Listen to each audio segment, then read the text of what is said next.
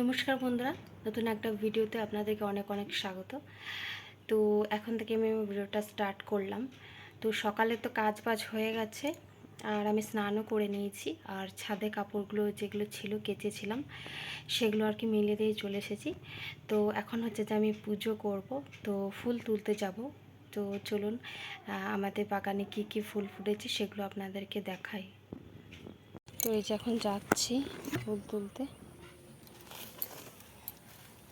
দেখি। আর দেখো একটা লাল শাকের কত বড় শাক হয়েছে, একটা না, এই যে একটা আর একটা, মানে দুটো হয়েছে।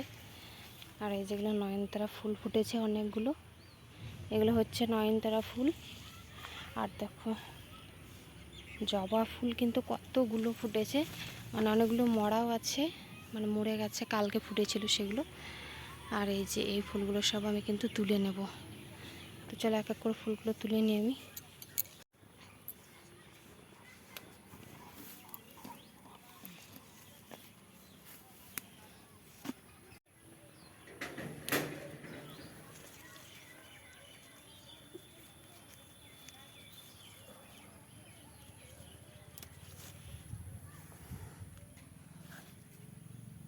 তো এই যে আমার ফুল তোলা কমপ্লিট হয়ে গেছে, চলো এবার গেটটা লাগিয়ে দিই।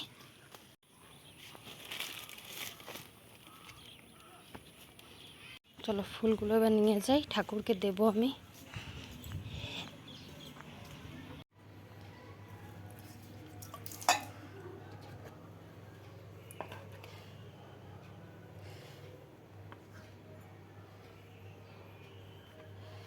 তো আমাদের যে প্রথম দেবতা মানে গণেশজি, তাকে আগে দিয়ে আমি স্টার্ট করলাম। এই যে আমাদের গণেশজি প্রথম, মানে তাকেই ফুল দেওয়া হয়, তাকে আগে স্মরণ করে তারপর সবাইকে। তারপর এই যে আমার মা মনসা, তারপর এই যে আমার মা লক্ষ্মী আর গণেশজি, তারপর এই যে এটা হচ্ছে আমার সরস্বতী মা, মা বিদ্যার দেবী। আর এই যে এটা হচ্ছে কৃষ্ণ আর রাধে। আর এই যে আমার ভোলেনাথকে এখন দিয়ে দিচ্ছি। সেরকম আমি পুজো অত নিয়ম কানুন জানি না, কিন্তু যেগুলো জানি, মানে যেভাবে আর কি, মানে সিম্পলভাবে পুজো আর কি করি, সেইভাবেই আপনাদেরকে দেখিয়ে দিলাম আর কি। তো কোথায় যদি ভুল হয় তাহলে ক্ষমা অবশ্যই করে দেবেন, ঠিক আছে? মানে সেরকম তো আমি অত পুজো সেরকম পারি না, যেটুকু পারি সেটুকুই আর কি আমি শেয়ার করলাম আপনাদের সাথে। তো এই যে দেখো ফুলে ভরা, এত সুন্দর লাগছে আমার ঠাকুরগুলোকে দেখতে, তাই না? খুব সুন্দর লাগছে কিন্তু আমার ঠাকুরগুলোকে দেখতে। আর এটা হচ্ছে আমাদের আম গাছ, আমাদের গাছে মানে আমাদের ঘরের কি আম গাছ। তো এখান থেকে একটা আমি আম পেড়ে নিয়েছি, আর এই আমটা আমি কেটে এবার ঠাকুরকে দেব। আর এই যে আমগুলো হচ্ছে আমাদের গাছের, তো আমগুলো না মানে অতটা পাকা নয়, তো পিস পিস করে আর কি কাটা হয়নি। তো এই যে কাঁচা আছে একটুকু, আর গাছের যেহেতু আমাদের ফল, এটা প্রথম ফল, তো সেই জন্য ঠাকুরকেও কিন্তু আমি দিয়ে দিয়েছি ফলগুলো কেটে। আর এই যে অনেকটা অনেকটা কিন্তু বেঁচে গেছে, ঠিক আছে? আর এগুলো আমার ঠাকুরকে কিন্তু দিয়ে দিয়েছি।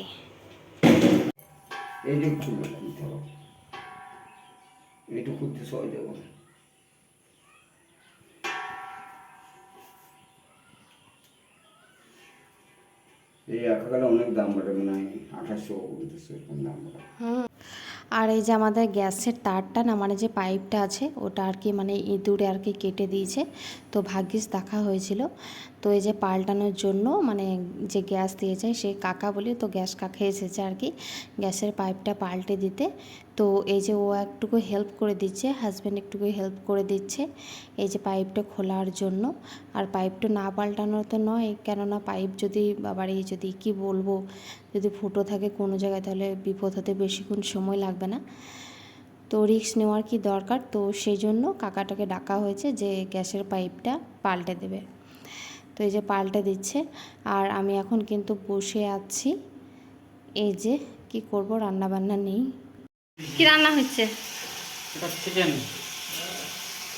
চিকেন। এগুলো হচ্ছে আমাদের গাছের পেঁপে, তাই তো? আর এই যে হচ্ছে আলু কেটে রেখেছে, চিকেন রান্না হচ্ছে।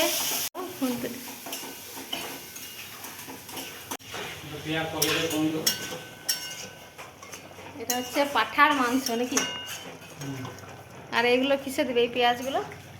আর এই রান্নাটা মানে দেওর করছে, তো ওকে ভিডিওটা করলাম। তো এখন ওইদিকে রান্না বান্না করছে হাজব্যান্ড, আর গরমে আমার অবস্থা হয়ে গেছে খারাপ।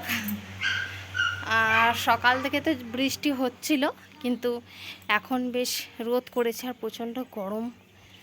তো আজকে ভেবেছিলাম মনে মনে যে ঠান্ডা ঠান্ডা আবহাওয়া আছে, তো হয়তো ভাত চিকেন খেতে ভালো লাগবে, কিন্তু তার বিপরীত হয়ে গেল। কারণ হচ্ছে যে আবার কিন্তু রোদ গরম হয়ে গেছে। আর আমি কিছু কাপড় দিয়েছিলাম, আজকে বেশি কাপড় কাচা ছিল না, অল্প কিছু ছিল কাপড় কাচা, তো সেগুলো কেচে আমি আর কি ছাদে দিয়ে দিয়েছি।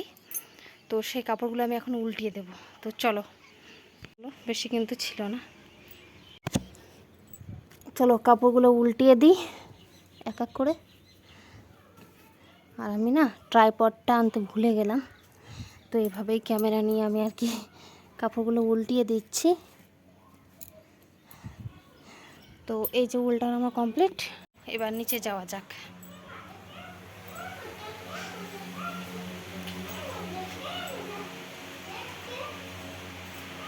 কত রকম ঘুমিয়ে গেছে বাপরে।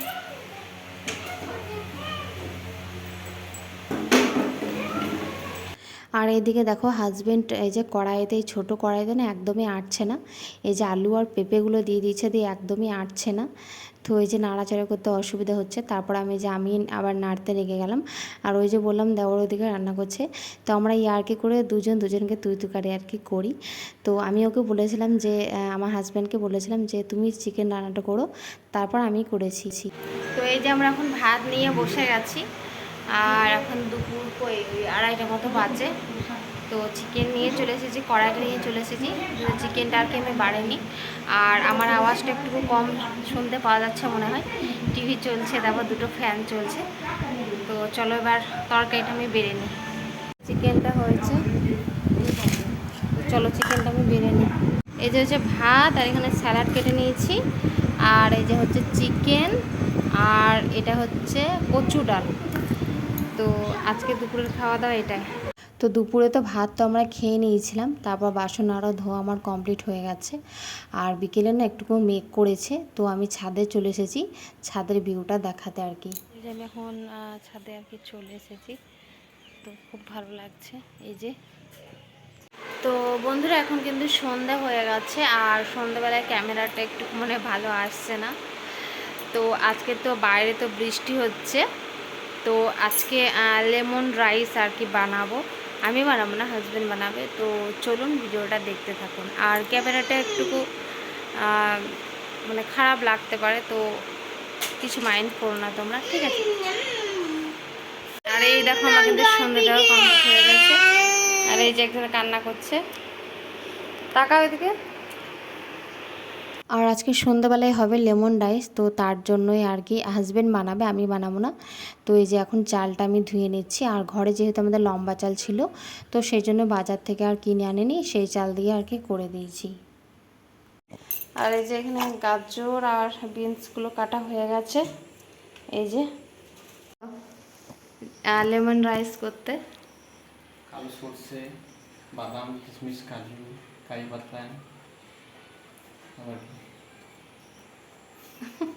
কি হবে এটা? Lemon rice. তো এটা এখন লেমন রাইসও বানাবে আর কি। তো এই চালটা আর কি ছিল বাড়িতে, তো এর থেকে আর লম্বা চাল ছিল না, তো এটাই আর কি, এটাও অনেকটা লম্বা, তো এটা আর কি ছেঁকে নিচ্ছে ও। তো আমরা তো লেমন রাইস বানাতে সেরকম জানি না, আমরা যা দেখেছি ইউটিউব ভিডিওতে, মানে ফোন দেখে আর কি আজকে করার ইচ্ছেটা হয়েছে। তো দেখি কেমন হয় আমাদের রাইসটা। আর এই যে এখন এগুলো ভাজা হচ্ছে লেমন রাইস করার জন্য। এখানে আছে কাজু, তারপরে হচ্ছে কিশমিশ আছে, আর কালো সরষে আছে, আর বুট ডাল আছে অল্প। তো এগুলো আর কি ভাজা হচ্ছে।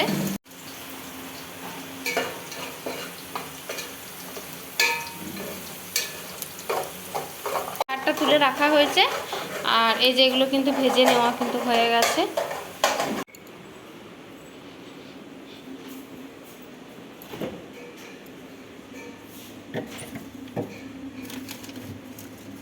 তো চলো ফ্রিজ থেকে দুটো আমি লঙ্কা বের করে নিই, লঙ্কাগুলো আর কি লাগবে। এই যে চালগুলো এখন দিয়ে দিচ্ছে, গ্যাসটা কমিয়েছে তো, না হলে লেগে যাবে।